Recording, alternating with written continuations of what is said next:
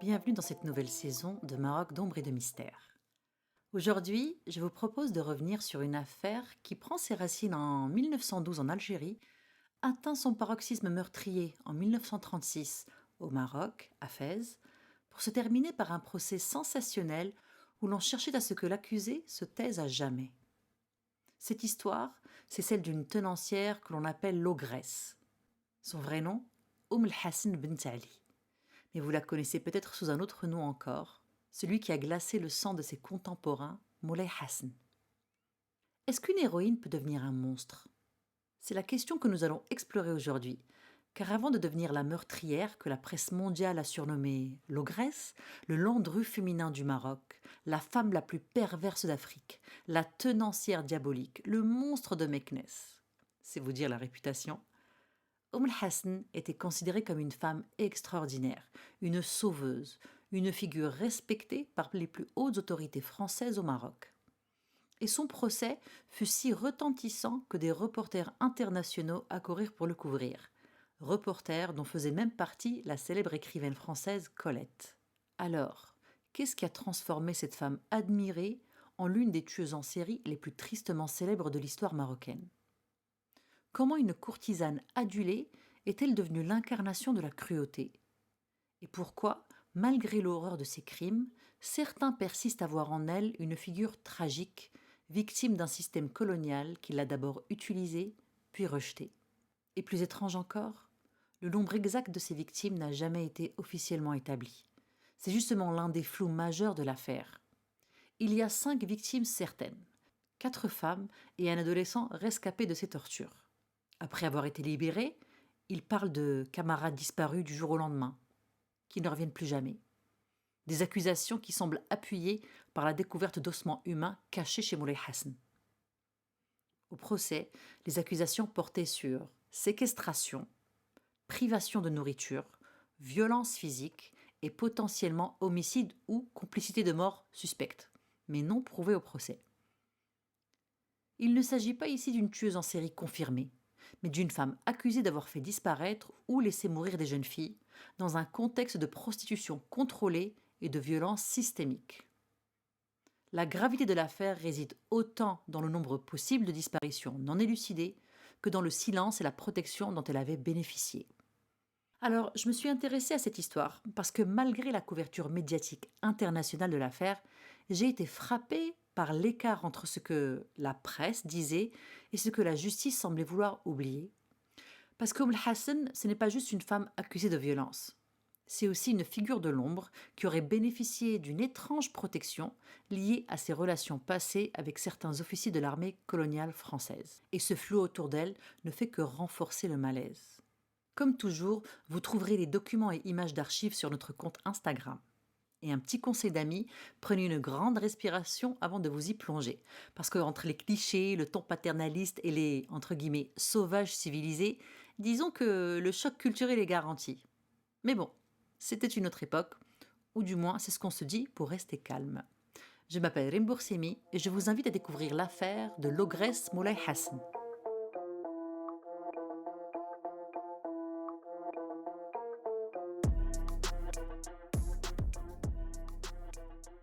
Notre histoire commence en 1890, quelque part en Algérie. Une petite fille naît dans un monde où les femmes ont peu d'options pour échapper à la pauvreté.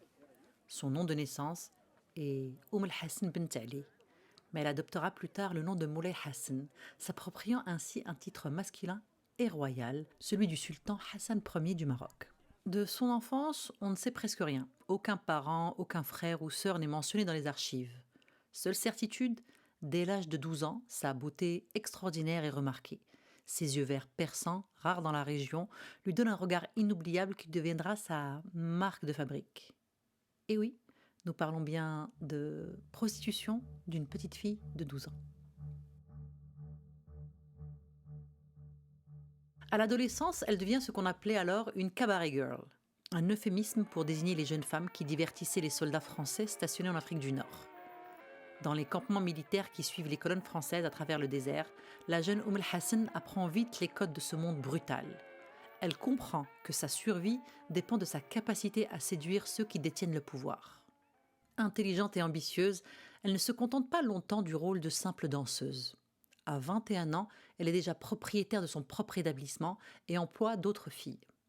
Elle suit les mouvements des troupes françaises et c'est ainsi qu'elle arrive à Fès en 1911, juste au moment où la ville devient un protectorat français.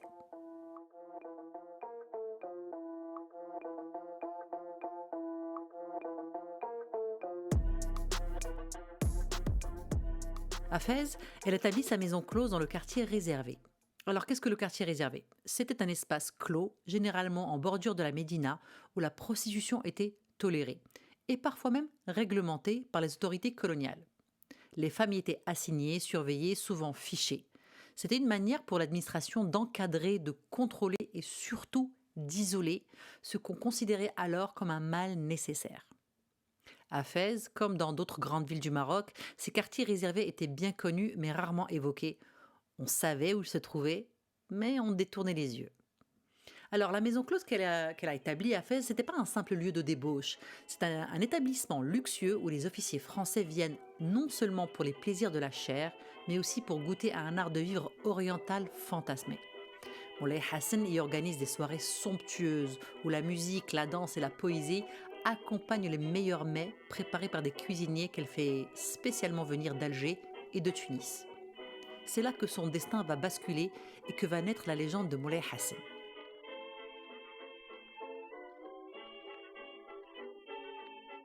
En 1912, le Maroc est en pleine tourmente. Le 30 mars, le sultan Moulay Abdelhafed signe le traité de Fès, plaçant le pays sous protectorat français. Cette décision provoque une vague de colère dans la population. Le 17 avril 1912, cette colère explose dans les rues de Fès. Ce jour-là, des soldats marocains se mutinent et prennent d'assaut le quartier européen de la ville. Des dizaines de Français sont massacrés. Et dans cette atmosphère de chaos, les officiers français deviennent des cibles prioritaires. C'est ici que les versions de l'histoire divergent et que la légende de Moulay Hassan commence à se construire. La version la plus répandue, celle que Moulay Hassan elle-même racontera pendant des années, est la suivante. Durant les émeutes, 16 officiers français, pourchassés par la foule, trouvent refuge dans sa maison située sur les remparts de la ville. Moulay Hassan, consciente du danger, leur offre sa protection et tient tête aux émeutiers. Selon cette version, les émeutiers impressionnés par son courage finissent par se retirer. Les officiers français sont sauvés et Moulay Hassan devient une héroïne aux yeux de l'administration coloniale. Mais il existe une version plus colorée de cette histoire. Dans cette version, Moulay Hassan n'aurait pas simplement caché les officiers, elle aurait orchestré une mise en scène extraordinaire. Avec l'aide de ses filles, elle aurait rasé les moustaches des militaires, teinté leur peau, maquillé leur visage et les aurait habillés en danseuses. Lorsque les émeutiers entrent dans le bordel, ils ne virent qu'un harem de belles femmes allongées sur des divans, éventail à la main, parfumées et parées comme pour une fête.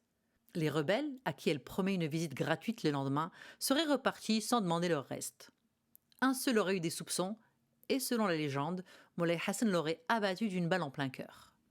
Cette version, bien qu'elle semble tirée d'un film hollywoodien, a été rapportée par plusieurs journaux de l'époque et reprise même par des écrivains comme Pierre-Marc Corlan dans Légionnaire en 1930 et Marcel Montaran dans Ciel de cafard en 1932. Mais quelle est la vérité? Parce que quand on cherche dans les rapports militaires, on trouve des témoignages vraiment contradictoires. Certains disent que cette histoire est un mensonge complet. D'autres affirment qu'elle a bel et bien sauvé des vies, mais que l'armée l'a ensuite effacée des archives, trop gênante, trop sulfureuse. Lors de son procès en 1938, plusieurs témoins de l'époque, dont le commandant Pisani, qui était à Fès en 1912, affirmèrent qu'aucun officier français n'aurait pu se réfugier chez Moulay Hassan ce jour-là. Selon lui, les premiers coups de feu ont été tirés à 12h15, alors qu'elle prétendait avoir vu un officier nommé Charini mourir à 10h30. Le médecin capitaine Christiani témoigna. Nous n'étions pas si nombreux à Fès que nous eussions ignoré 20 officiers cachés chez Hassan. Nous étions en tout 30 officiers. 19 furent tués ce jour-là.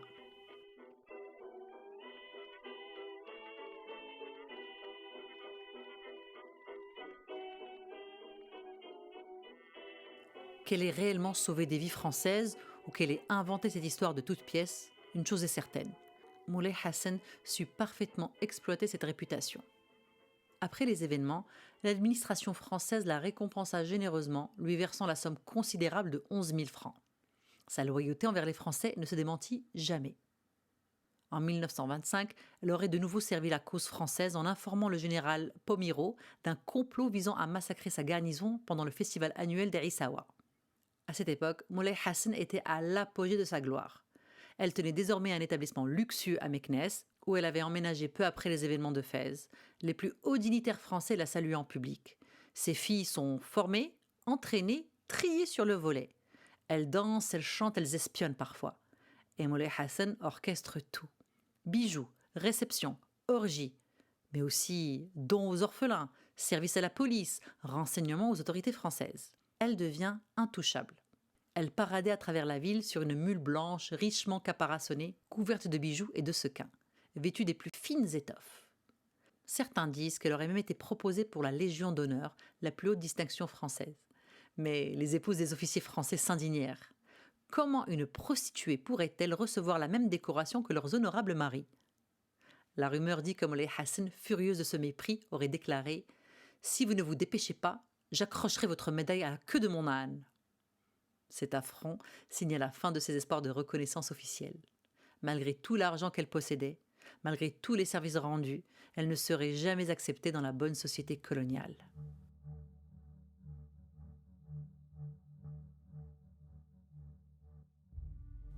Elle est puissante, connue dans tout le Maroc, protégée par l'armée, les politiques, la police. Mais une légende aussi brillante cache souvent une ombre. Des rumeurs commencent à circuler. Des filles disparaissent. Des cris qu'on entend derrière les murs. Des jeunes femmes blanches vendues comme esclaves. Mais à chaque fois, l'enquête s'arrête. Elle dit simplement « J'ai sauvé 1000 Français !» Et tout le monde se tait. Entre 1926 et 1936, elle fait peu parler d'elle et semble même s'être retirée de la vie publique. Et c'est la curiosité d'un enfant, jouant dans les ruelles de la Médina, qui permit au monde de découvrir cette horrible vérité cachée derrière les portes closes de Moulay Hassan.